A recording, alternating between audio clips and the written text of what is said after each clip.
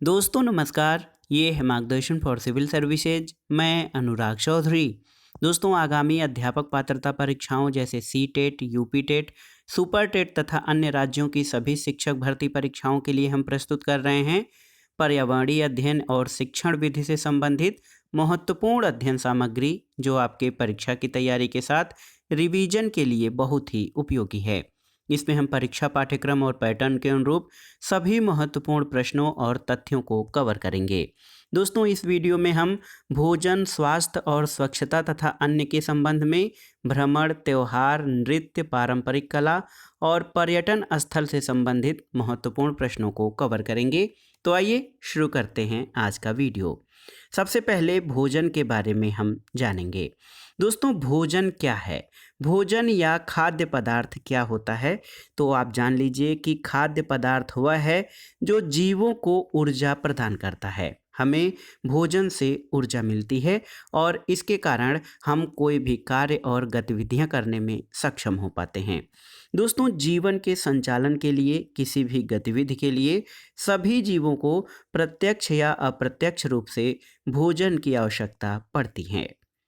आइए देखते हैं जीवों के कौन कौन से प्रकार हैं। दोस्तों देखिए, भोजन करने के आधार पर जीवों को 3 वर्गों में विभाजित किया जा सकता है: शाकाहारी जीव, मांसाहारी जीव और सर्वाहारी जीव। शाकाहारी जीव क्या होते हैं? तो इसको जानना बहुत ज़रूरी है, आसान भी है। दोस्तों शाकाहारी जीव ऐसे होते हैं जो केवल प्राकृतिक चीज़ों जैसे पेड़ पौधों और वनस्पतियों का भक्षण करते हैं, जैसे गाय, बैल, हिरण और बकरी आदि। ऐसे जीवों को शाकाहारी जीव कहते हैं। दोस्तों मांसाहारी जीव क्या हैं? तो ऐसे जीव जो जानवरों का मांस खाते हैं उन्हें मांसाहारी जीव कहते हैं। इसके अंतर्गत शेर, बाघ, लोमड़ी और तेंदुआ आदि आते हैं। दोस्तों कुछ जीव ऐसे हैं जो मृतोपजीवी होते हैं, यानी ऐसे जीव जो मरे हुए जानवरों को खाते हैं, इसलिए इन्हें मृतोपजीवी कहते हैं, जैसे गिद्ध, जीवाणु और कवक आदि। इसी तरह एक अन्य जीव जो सर्वाहारी जीव होते हैं, ये जीव शाकाहारी भी होते हैं और मांसाहारी भी होते हैं, और इनको दोस्तों सर्वाहारी जीव कहा जाता है। मनुष्य सर्वाहारी है, गिलहरी, कौवा, कुत्ता ये सभी सर्वाहारी जंतुओं के अंतर्गत आते हैं, जो कि शाक सब्जी भी खाते हैं और मांस भी खाते हैं। दोस्तों जीवों के प्रकार या वर्गीकरण के बाद आइए जान लेते हैं पौधों के कौन से भाग खाए जाने योग्य होते हैं, क्योंकि इस तरह के प्रश्न परीक्षाओं में पूछे जाते हैं। मूली, मूली में जड़ और पत्ते खाए जाते हैं। दोस्तों फूल और फल, केला और सीताफल के फूल और फल दोनों खाए जाते हैं। तना और पत्ता, तो ये प्याज और लहसुन के तने और पत्ते खाए जाते हैं, क्योंकि आप जानते हैं प्याज का तना खाया जाता है और पत्ते इसकी चटनी आदि बनाने के काम में आते हैं। कौन से ऐसे पौधे हैं जिनके पत्ते और बीज दोनों खाए जाने योग्य होते हैं? तो इसमें सरसों, मेथी और चना आते हैं। सरसों, मेथी और चना के बीजों के अलावा इसके पत्तों का साग बनाया जाता है। फूल में ऐसे पौधे जिनके फूल खाए जाते हैं, उसमें फूल गोभी, केला, सहजन, कचनार, गुलाब, ब्रोकली आदि हैं। फलों में अगर जो देखें, आंवला, नाशपाती, सीताफल, सेब, टमाटर, केला, ये सभी फल खाए जाने योग्य भाग हैं पौधों के। और हम बीजों की बात करें तो चना, मक्का, चावल, मेथी, गेहूं, इसके हम बीज खाते हैं। तना में अदरक, हल्दी, आलू, प्याज, लहसुन, इनके तना हम खाद्य रूप में प्रयोग में लाते हैं। जड़ों की बात करें तो शलजम, चुकंदर, मूली और गाजर, ये पौधों के जड़ रूप में खाए जाने वाले भाग हैं। और ऐसे पौधे जिनके पत्ते हमारे खाद्य पदार्थ या भोजन के रूप में प्रयुक्त होते हैं, उसमें बथुआ, मेथी, मूली, चना, पालक और बंद गोभी हैं। दोस्तों शारीरिक विकास के लिए हमें संतुलित भोजन या बैलेंस डाइट की आवश्यकता होती है, जिससे शरीर को उचित मात्रा में वसा, प्रोटीन, विटामिन आदि प्राप्त हो। जैसे कार्बोहाइड्रेट, वसा, प्रोटीन, विटामिन, खनिज लवण, जल और रेशेदार पदार्थ, ये सभी हमारे शारीरिक विकास के लिए संतुलित भोजन की श्रेणी में आते हैं। आइए देखते हैं कार्बोहाइड्रेट के बारे में। दोस्तों, हमारे शरीर को 50 से 75% तक ऊर्जा की प्राप्ति कार्बोहाइड्रेट से होती है और इससे शरीर को तुरंत ऊर्जा प्राप्त होती है। इसके प्रमुख स्रोतों में देखिए गेहूं, चावल, मक्का, बाजरा, आलू आदि हैं जिनसे हमें कार्बोहाइड्रेट की प्राप्ति होती है। प्रोटीन। दोस्तों, प्रोटीन शब्द का प्रयोग सबसे पहले 1838 में बर्जीलियस ने किया था, तो ये याद रखिएगा। प्रोटीन शब्द का प्रयोग सबसे पहले 1838 में बर्जीलियस द्वारा किया गया था और इसकी कमी से सूखा रोग और क्वाशियोर-कोर रोग होता है। हमारे शरीर के वृद्धि और विकास के लिए यानी हमारे शरीर के बिल्डिंग मटेरियल्स का कार्य प्रोटीन युक्त भोज्य पदार्थ करते हैं। प्रोटीन युक्त भोज्य पदार्थों के प्रमुख स्रोत में मक्खन, पनीर, अंडा, मांस, मछली, अंकुरित अनाज और सभी प्रकार की दालें ये प्रोटीन के स्रोत हैं। इसके अलावा दोस्तों वसा, तो वसा हमारे भोजन का मुख्य आहार है और वसा को हमारे शरीर का ऊर्जा बैंक या रिजर्व फूड मटेरियल कहा जाता है। इसके प्रमुख स्रोतों में दूध, घी, मक्खन और तेल आदि होते हैं और ये हमें त्वरित ऊर्जा देते हैं, लेकिन वसा की अधिक मात्रा शरीर के लिए नुकसानदेह होती है। जल। तो दोस्तों जल बहुत ही महत्वपूर्ण है हमारे भोज्य पदार्थ के अंतर्गत अगर जो देखा जाए, क्योंकि जल जीवन का आधार है और ये मानव शरीर में 60 से 70% तक पाया जाता है। इसकी पूर्ति के लिए प्रतिदिन 2 से 3 लीटर पानी पीना चाहिए और ये हाइड्रोजन और ऑक्सीजन से मिलकर बनने वाला एक यौगिक है। ये ठोस, द्रव और गैसीय तीनों अवस्थाओं में मौजूद है। पृथ्वी की बात करें तो संपूर्ण पृथ्वी पर लगभग 71% भाग जल है, यानी पृथ्वी के 3/4 भाग पर जल है।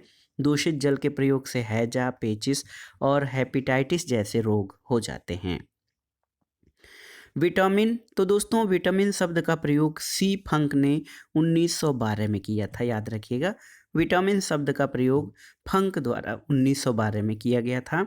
ये हमारे शरीर की रोगों से रक्षा करता है और हमें किसी प्रकार की ऊर्जा इससे नहीं मिलती है। आइए कुछ महत्वपूर्ण प्रश्नों को देख लेते हैं परीक्षाओं की दृष्टि से जो इम्पोर्टेंट हैं। विटामिन ए का मुख्य स्रोत क्या है, आप जान लीजिए। तो हरी पत्तेदार सब्जियां दोस्तों ये विटामिन ए के प्रमुख स्रोत हैं। एस्कॉर्बिक एसिड किस विटामिन का रासायनिक नाम है? विटामिन सी का। आंवला और नींबू किस विटामिन के प्रमुख स्रोत हैं? तो विटामिन सी के।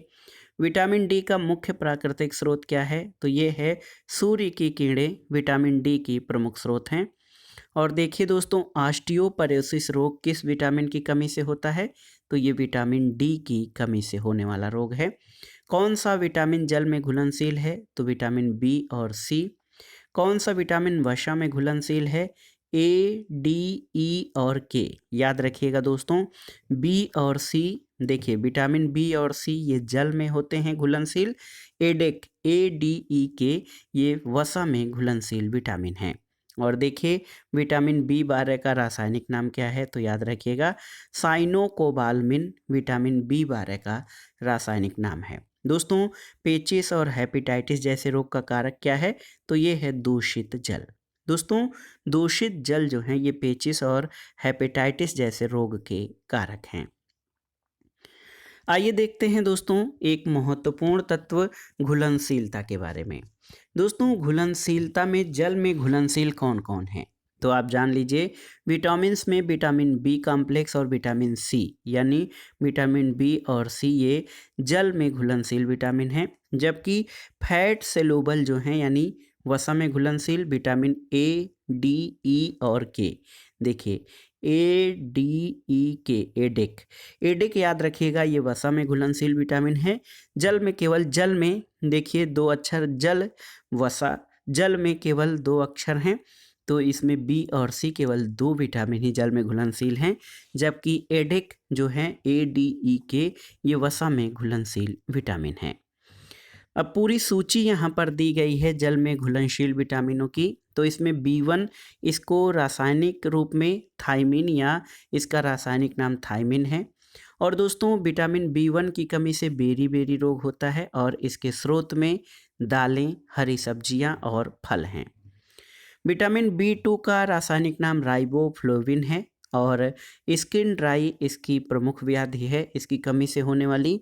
विटामिन B2 की कमी से स्किन या जो हमारे स्किन या त्वचा संबंधी व्याधि हैं।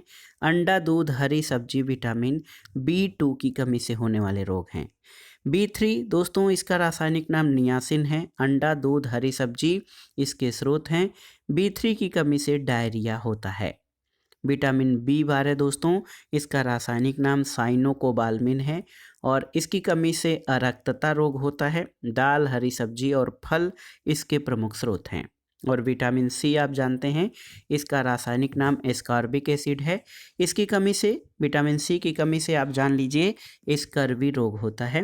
और आंवला, नींबू, संतरा, टमाटर, अमरूद, हरी मिर्च के बीज ये सभी विटामिन C के प्रमुख स्रोत हैं। ये तो रहे जल में घुलनशील विटामिन।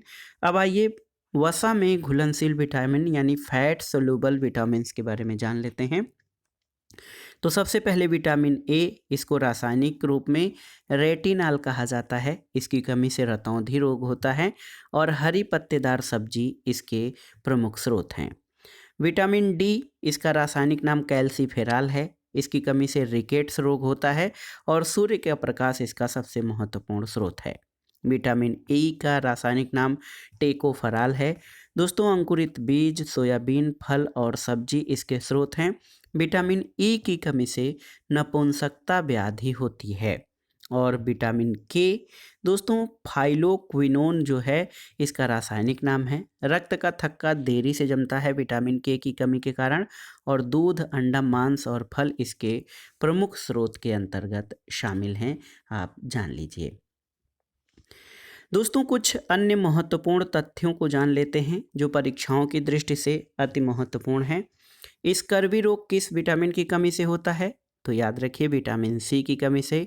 डायरिया रोग किस विटामिन की कमी से? तो B3 या नियासिन की कमी से डायरिया होता है। एक प्रश्न और पूछता है किस विटामिन की कमी से रक्त का जमना जो है कम हो जाता है या रक्त जमता नहीं या थक्का नहीं बनता है? तो ये है विटामिन K। दोस्तों विटामिन K जो है रक्त का थक्का जमाने में सहायक होता है। आप देखिए फाइलोक्विनोन किस विटामिन का रासायनिक नाम है? तो विटामिन K का रासायनिक नाम फाइलोक्विनोन है। दोस्तों हमारे शरीर को तुरंत ऊर्जा किससे प्राप्त होती है? तो कार्बोहाइड्रेट से। कार्बोहाइड्रेट के प्रमुख स्रोत चावल, गेहूं, आलू आदि हैं।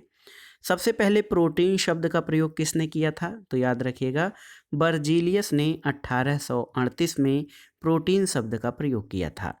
क्वासियोरकर रोग किसकी कमी से होता है? तो दोस्तों हमारे जो भोज्य पदार्थ हैं उसमें प्रोटीन की कमी से क्वासियोरकर रोग होता है। देखिए बालक हर समय थकान का अनुभव कर रहा हो तो उसे किस तत्व की कमी है? तो उसके भोज्य पदार्थ में प्रोटीन की कमी है। अगला है दोस्तों प्रोटीन कैलोरी कुपोषण से होने वाले रोग कौन से हैं? तो ये है मरासमस और क्वाशियोरकोर। मेरासमस एक गंभीर कुपोषण रोग है जिसका अन्य नाम क्या है? तो इसका अन्य नाम क्षय या सूखा रोग है। दोस्तों चिड़चिड़ापन और लगातार निर्जलीकरण किस रोग का लक्षण है? तो ये क्षय अथवा सूखा रोग का। प्रोटीन के मुख्य स्रोत कौन से हैं? तो आप जान लीजिए पनीर, अंडा, मांस, मछली और अंकुरित अनाज ये प्रोटीन के मुख्य स्रोत हैं। इसके अलावा हमारे शरीर के वृद्धि और विकास के लिए आवश्यक पोषक तत्व कौन से हैं? तो प्रोटीन युक्त भोज्य पदार्थ। दोस्तों अभी अभी हमने पढ़ा है कि हमारे शरीर का रिजर्व फूड मटेरियल या ऊर्जा बैंक किसे कहते हैं? तो फैट यानी वसा को। मानव शरीर में कितने प्रतिशत जल पाया जाता है? तो 60 से 70%। एक सामान्य स्वस्थ व्यक्ति को एक दिन में कितना लीटर पानी पीना चाहिए? तो 2 से 3 लीटर पानी। और जल क्या है? तो जान लीजिए जल एक यौगिक है जो कि हाइड्रोजन और जल का यौगिक है। इसका रासायनिक सूत्र H2O होता है। दोस्तों कुछ क्षेत्रीय व्यंजनों के बारे में जान लेते हैं।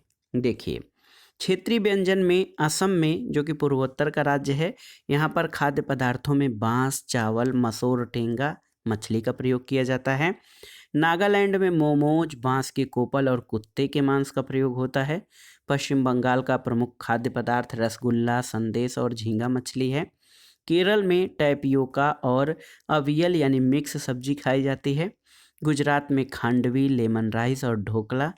महाराष्ट्र का प्रमुख खाद्य व्यंजन बड़ा पाव, पाव भाजी और शाक पूरी है। इसके अलावा दोस्तों गोवा में नारियल के तेल में बनी मछली, पंजाब में मक्के की रोटी और सरसों का साग, राजस्थान में चूरमा बाटी, मलाई घेवर, जम्मू और कश्मीर में कहवा, राजमा, भेड़ का मांस और तबक माज इसको कहा जाता है। दक्षिण भारत में दोस्तों चावल, इडली, डोसा और सांभर, तटीय क्षेत्रों में मछली चावल और उत्तर पूर्व में बांस यानी करील की सब्जी, ये सभी क्षेत्रीय व्यंजनों के अंतर्गत प्रमुख खाद्य पदार्थ और व्यंजन हैं। दोस्तों एक जानकारी के लिए आपको बता दें कि हांगकांग के लोग लिंग हु फेन जो कि सांप का मांस होता है बड़े चाव से खाते हैं। अगला है दोस्तों दूषित जल के प्रयोग से कौन सा रोग होता है, तो हैजा। विटामिन शब्द का प्रयोग सबसे पहले किसने किया, तो सी फंक नामक वैज्ञानिक ने 1912 में विटामिन शब्द का प्रयोग किया था। किस पोषक तत्व से हमारे शरीर को कोई ऊर्जा नहीं मिलती, तो विटामिन से हमारे शरीर को कोई ऊर्जा नहीं मिलती है। जल में घुलनशील विटामिनों में बी कॉम्प्लेक्स और विटामिन सी हैं। रेटिनाल की कमी से होने वाला कौन सा व्याधि है, तो आप जान लीजिए रेटिनाल विटामिन ए की कमी से होने वाला व्याधि है। विटामिन ए का रासायनिक नाम है। इसकी कमी से रतौंधी या नाइट ब्लाइंडनेस होता है। कैल्सीफेरॉल की कमी से होने वाला रोग आप जानते हैं रिकेट्स है। और बेरी बेरी रोग विटामिन बी यानी B1 यानी थायमिन की कमी से होता है। इसके बाद आइए देखते हैं दोस्तों बीमारियां या डिजीज़ के बारे में, इनके कारण क्या हैं और बचाव के उपाय क्या हैं। दोस्तों जब कोई व्यक्ति अपने को कमज़ोर और अस्वस्थ महसूस करता है तब वह बीमार माना जाता है। बीमारियां गंदा पानी, खराब भोजन, किसी जीव के काटने से फैलती हैं। और बीमारियों के प्रकार में आप देख सकते हैं कुछ बीमारियां जन्मजात होती हैं और कुछ उपार्जित होती हैं। जन्मजात में वर्णांधता और हीमोफीलिया जैसी व्याधियां हैं और उपार्जित में दो तरह की बीमारियां हैं, एक तो संक्रामक और दूसरा असंक्रामक। संक्रामक में प्रोटोजोआ में मलेरिया, कवक से खुजली और दाद, विषाणु से पोलियो और जीवाणु से तपेदक की बीमारी होती है। असंक्रामक बीमारियों में दोस्तों कैंसर, हार्ट अटैक और स्कर्वी आदि शामिल हैं। हीमोफीलिया के बारे में थोड़ा सा जान लीजिए। दोस्तों हीमोफीलिया जो है ये एक आनुवांशिक रोग है और इसमें होता क्या है कि अगर जो कहीं शरीर में कोई कट लग जाए तो बाहर बहता हुआ रक्त जमता नहीं है और इस रोग का कारण रक्त प्रोटीन की कमी होती है जिसे क्लॉटिंग फैक्टर कहा जाता है। और ये फैक्टर बहते हुए रक्त का थक्का जमा कर उसका बहना रोकता है। यह रोग रक्त में थ्रोम्बोप्लास्टिन नामक पदार्थ की कमी से होता है। इसमें खून को शीघ्र थक्का कर देने की क्षमता होती है और इसके न होने से खून का बहना बंद नहीं होता है और अधिक खून बह जाने से रोगी की मृत्यु भी हो जाती है। वर्णांधता जिसको इंग्लिश में कलर ब्लाइंडनेस कहते हैं, ये एक जेनेटिक यानी आनुवांशिक रोग है। ये आँखों का रोग है जिसमें रोगी को एक या एक से अधिक रंगों का बोध नहीं होता है। इस रोग में व्यक्ति की रंगों के गहरेपन का बोध या रंगों को पहचानने की शक्ति लुप्त हो जाती है। ये रोग जन्म से होता है और कतिपय रोगों के बाद उत्पन्न हो सकता है। वर्णांधता के बारे में अगर जो देखें तो ये 3 प्रकार का होता है। ड्यूटेरेनोपिया ये हरे रंग की अंधता है। ट्राइटेनोपिया ये नीले रंग की अंधता और प्रेटेनोपिया लाल रंग की अंधता। तो वर्णांधता 3 प्रकार के होते हैं, ड्यूटेरेनोपिया, ट्राइनेपिया और प्रोटेनोपिया।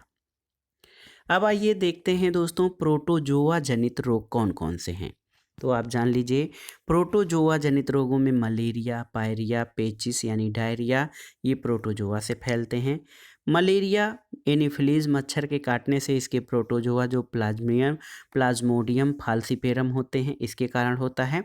और इस रोग की दवा में कुनैन सिनकोना पेड़ की छाल से जो दवा बनती है उसका प्रयोग किया जाता है। और जान लीजिए रोनाल्ड रास ने खोज की थी कि मलेरिया जो है मच्छरों से फैलता है। प्रोटोजोआ जनित रोगों के अलावा दोस्तों कवक जनित रोग क्या हैं, तो दाद, खाज, खुजली, अस्थमा जैसे रोग ये फफूस से फैलते हैं। अस्थमा जो है ये सांस से संबंधित बीमारी है। मक्खियों से फैलने वाले रोगों में हैजा, डायरिया और पेचिस हैं। मच्छरों से फैलने वाले रोगों में मस्तिष्क ज्वर, डेंगू, मलेरिया और चिकनगुनिया। दूषित जल और भोजन से होने वाले रोगों में पोलियो, पीलिया, हैजा और आंत्र ज्वर हैं। और जीवाणु जनित रोगों में तपेदिक, प्लेग, काली खांसी, निमोनिया, टाइफाइड, इसको आंत्र ज्वर कहते हैं, डिप्थीरिया, धनुष्टंकार, टिटनेस और हैजा यानी कालरा हैं। दोस्तों, चूहों के द्वारा प्लेग फैलता है, इसे काली मौत भी कहा जाता है। बहुत ही महत्वपूर्ण तथ्य है। चूहों से दोस्तों जो है प्लेग फैलता है, काली मौत कहा जाता है। डिप्थीरिया, काली खांसी और टिटनेस की बीमारियों को दूर करने के लिए डीपीटी का टीका लगाया जाता है। टीबी यानी क्षय रोग में दोस्तों शरीर का कौन सा अंग, तो फेफड़ा प्रभावित होता है और इस बीमारी को दूर करने के लिए बीसीजी यानी बैसिलस कालमेट गुरिन का टीका दिया जाता है। वायरस या विषाणु जनित रोगों की अगर हम बात करें दोस्तों, तो विषाणुओं से फैलने वाले रोगों में एड्स, पीलिया, चेचक, रेबीज, गलसुआ, डेंगू और चिकनगुनिया आदि हैं। एड्स जो है ये विषाणु जनित यानी वायरस से होने वाला रोग है। ये असुरक्षित संबंध और दूषित सुइयों के प्रयोग से होता है। एलिसा परीक्षण इस रोग में किया जाता है। पीलिया नामक रोग दूषित जल से फैलता है, इसमें शरीर पीला पड़ जाता है। और दोस्तों आप जान लीजिए रेबीज यानी अलर्क या जलांतक, ये विषाणु जनित बीमारी है। रेबीज जो है एक वायरस जनित बीमारी है। इसके कारण अत्यंत तेज इंसेफेलाइटिस यानी मस्तिष्क का सूजन इंसानों और गर्म रक्त युक्त जानवरों से होता है। और ये रोग जानवरों के काटने से होता है, कुत्ता, घोड़ा और बंदर से। और इस रोग में जल के आसपास जाने से डरता है रोगी। एडीज मच्छर के काटने से डेंगू और चिकनगुनिया रोग होता है। घरेलू उपचार में देख लेते हैं दोस्तों, जो कई व्याधियां हैं उनके कुछ सामान्य घरेलू उपचार भी हैं। पेट दर्द हींग और अजवाइन से, दांत का दर्द लौंग के तेल और हींग के चूर्ण से, मोच जो है चूने और हल्दी के लेप से, आँखों में जलन चाय पत्ती की पट्टी और खीरा से, बदहजमी सौंफ से, और घाव जो है ये हल्दी के लेप से ठीक हो सकता है। आइए देखते हैं दोस्तों, देखिए स्वच्छ भारत अभियान से संबंधित जो महत्वपूर्ण तथ्य हैं। दोस्तों ये भारत सरकार द्वारा आरंभ किया गया राष्ट्रीय स्तर का अभियान है। इसका उद्देश्य गलियों, सड़कों, अधोसंरचना को साफ सुथरा करना और कूड़ा साफ करना है। और स्वच्छ भारत का अभियान देखिए ये लोगो है, स्वच्छ और भारत। इसमें गांधी जी के दो चश्मे, गांधी जी के चश्मे के शीशों पर एक पे स्वच्छ और एक पे भारत लिखा गया है। और इसका ध्येय वाक्य है एक कदम स्वच्छता की ओर। दोस्तों आप जान लीजिए कि स्वच्छ भारत मिशन जो है 2 अक्टूबर 2014 को महात्मा गांधी की जयंती के अवसर पर प्रधानमंत्री नरेंद्र मोदी द्वारा प्रारंभ किया गया था। और इस अभियान का नारा था न गंदगी करेंगे न करने देंगे। सबसे पहले 100% खुले में शौच मुक्त 3 राज्य हैं, सिक्किम, हिमाचल प्रदेश और केरल। दोस्तों देखिए एक है मध्याह्न भोजन योजना या मिड डे मील।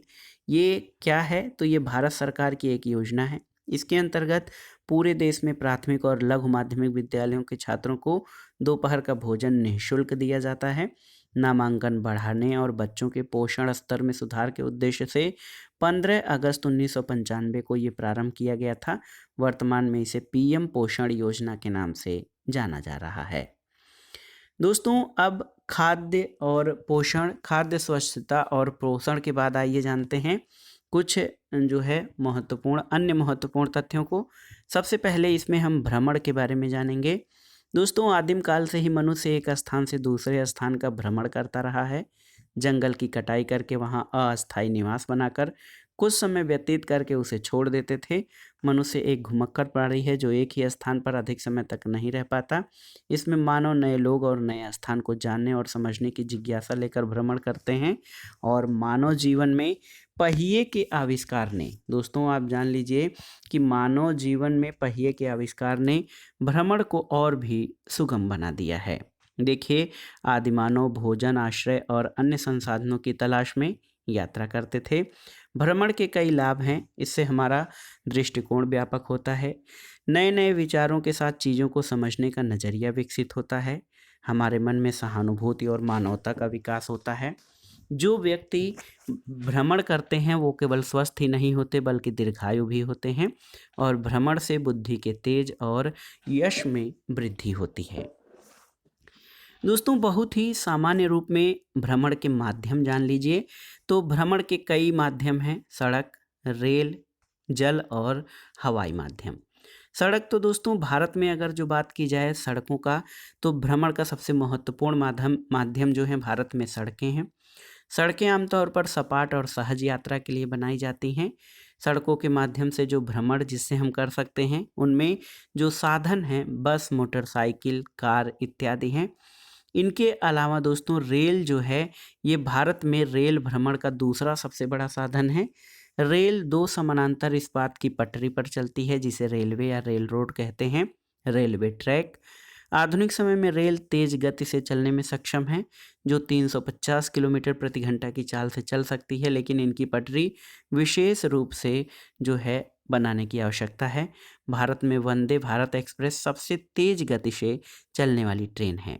भारत में metro train, bullet train Mumbai से अहमदाबाद जापान की मदद से इसका कार्य तेजी से चल रहा है। जल, तो दोस्तों जल जो है भ्रमण का सबसे सस्ता साधन है। इससे माल का परिवहन आसान होता है। वायु मार्ग, तो दोस्तों इससे भ्रमण में सबसे महत्वपूर्ण बात यह है कि वायु मार्ग में भ्रमण से समय की बचत होती है। लंबी दूरियों को कम समय में तय किया जा सकता है, लेकिन परिवहन के अन्य साधनों में ये सबसे महंगा है। आम लोग इसका प्रयोग कम करते हैं और इसे आम जन तक बड़ा पहुंचाने के लिए उड़ान उड़ान योजना चलाई गई है। उड़े देश के आम नागरिक। दोस्तों उड़ान योजना का उद्देश्य है उड़े देश के आम नागरिक। इसमें छोटी दूरियों या कम दूरियों को दोस्तों किफ़ायती दरों पर इसमें लोगों को वायु मार्ग या वायु परिवहन का प्रयोग करने के लिए एक तरह से प्रेरित किया जाता है। दोस्तों भ्रमण के लाभ क्या हो सकते हैं जान लीजिए। तो कभी कभी भ्रमण व्यापार के सिलसिले में, कभी एक स्थान से दूसरे स्थान तक जाने के लिए। इसके अलावा कई अन्य कारण हैं जिनके लिए हम भ्रमण करते हैं और भ्रमण से जो हमें लाभ होते हैं। लोगों द्वारा कभी धार्मिक कारण से, प्राकृतिक दृश्य का आनंद लेने के लिए। दोस्तों हिंदी पट्टी के लेखक पंडित राहुल सांकृत्यायन भ्रमण के प्रबल समर्थक थे और इनका प्रसिद्ध लेख अथातो घुमक्कड़ जिज्ञासा पर केंद्रित है। दोस्तों भ्रमण के लाभ को कई रूपों में हम देख सकते हैं। एक तो इससे ज्ञान में वृद्धि होती है, स्वास्थ्य के लिए लाभदायक है, प्रकृति का आनंद ले सकता है व्यक्ति, दृष्टिकोण या नज़रिया विस्तृत होता है। इसके अलावा संसार के व्यवहारिक ज्ञान की प्राप्ति होती है और व्यापार और वाणिज्य में उन्नति होती है। भ्रमण के लाभों में सबसे महत्वपूर्ण बात यह है कि इससे ज्ञान में वृद्धि होती है। किताबी ज्ञान में वृद्धि करने में यह सहायक है। भ्रमण के माध्यम से इतिहास वास्तविक दिखता है और भूगोल साकार हो उठता है। अर्थशास्त्र के किताबी ज्ञान का परीक्षण भी संभव हो पाता है, नई जानकारी सामने आती है। इसके अलावा दोस्तों भ्रमण स्वास्थ्य के लिए भी अनिवार्य है। भ्रमण से मानव मस्तिष्क और स्वास्थ्य का जो है संरक्षण अनुरक्षण होता है। मानव के लिए भ्रमण स्वास्थ्य के नज़रिए से बहुत ही आवश्यक है। अच्छे स्वास्थ्य के लिए प्रातः भ्रमण, जिसको हम मॉर्निंग वॉक कहते हैं, बहुत लाभकारी होता है और कहा जाता है सुबह की हवा 100 रोगों की दवा। प्रकृति के आनंद की बात करें तो भ्रमण से मानव प्राकृतिक छटा का आनंद ले पाता है। विभिन्न पुस्तकों को पढ़कर हम आनंदित हो उठते हैं, लेकिन भ्रमण के द्वारा वो सब घटनाएं जब हमारे सामने घटित होती हैं तो हम मंत्रमुग्ध हो जाते हैं। बड़े और विशाल पर्वत, समुद्र की उछलती लहरें देख मन प्रफुल्लित होता है और देखिए दोस्तों दृष्टिकोण विकसित होता है। भ्रमण से हमारा नज़रिया, दृष्टिकोण व्यापक होता है।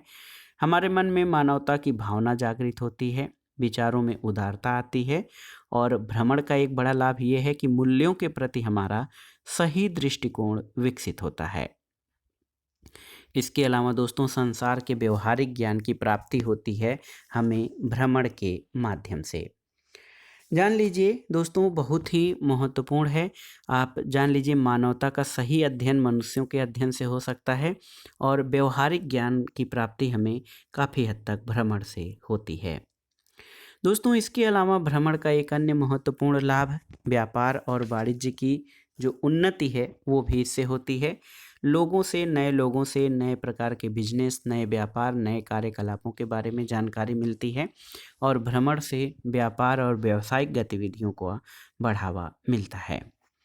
इसके बाद आइए देखते हैं नृत्य से संबंधित महत्वपूर्ण जो तथ्य हैं और जानकारियां हैं। दोस्तों, नृत्य एक कला है जो क्षेत्र विशेष के आधार पर अलग अलग है। यह सौंदर्य का प्रतीकात्मक मूल्य है और विशेष संस्कृति के भीतर कलाकारों द्वारा किया जाता है।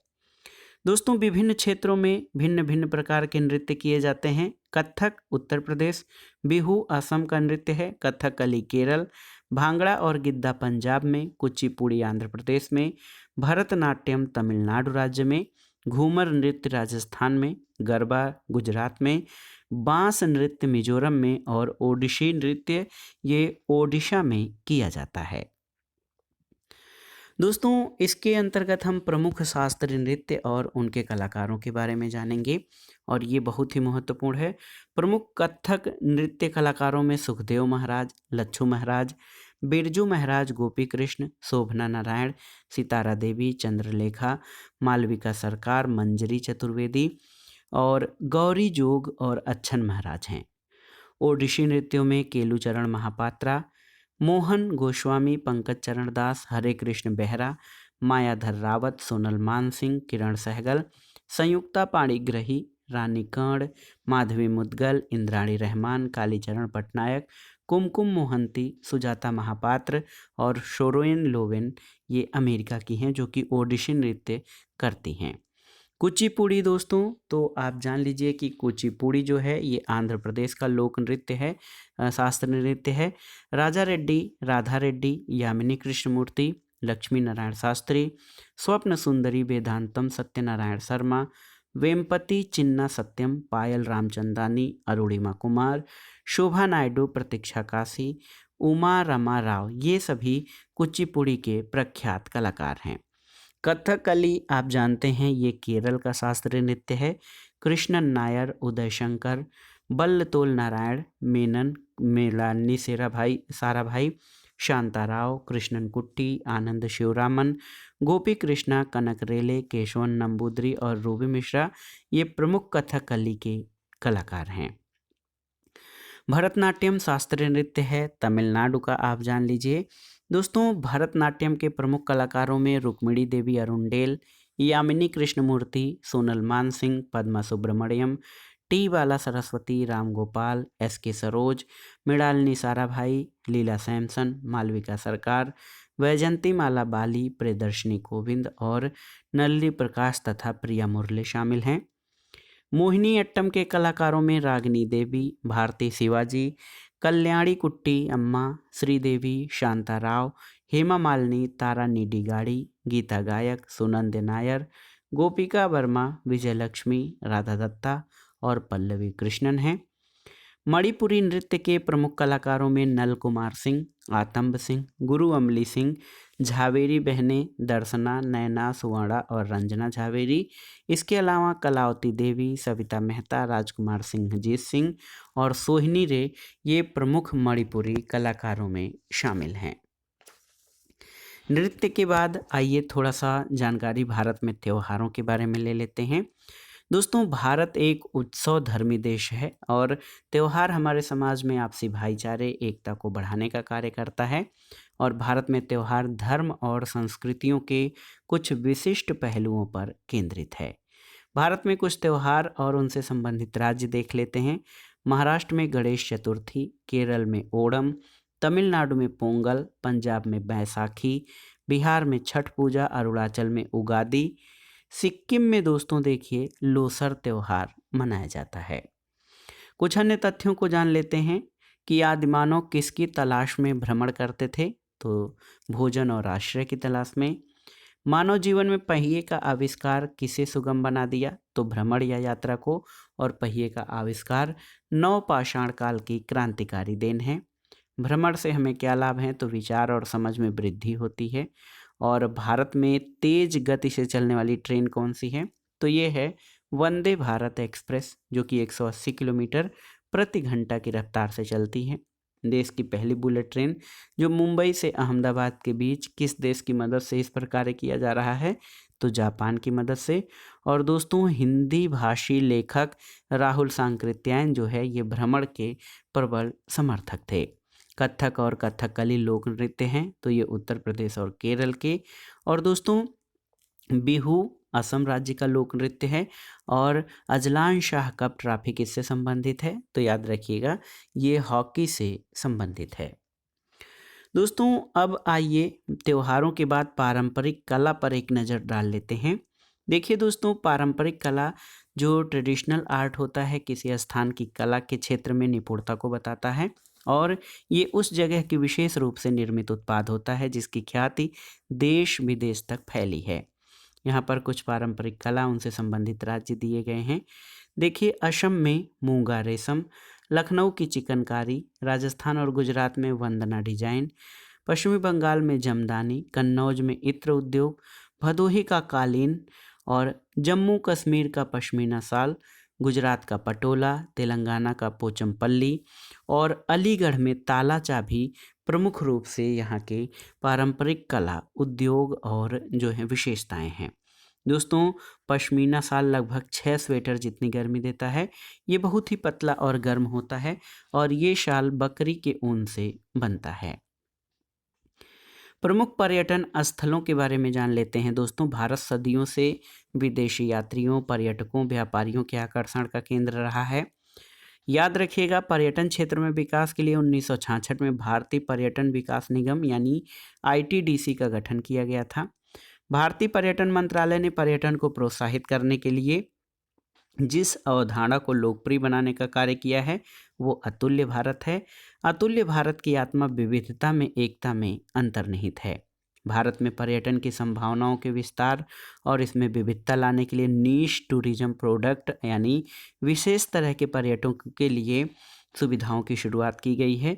इसके अलावा वीज़ा ऑन अराइवल, विदेशियों के स्वदेश आगमन के बाद उन्हें वीज़ा देने सुविधा और टूरिज्म को बढ़ावा देने के लिए की गई है, जिससे भारत में पर्यटकों की संख्या में बढ़ोतरी हुई है।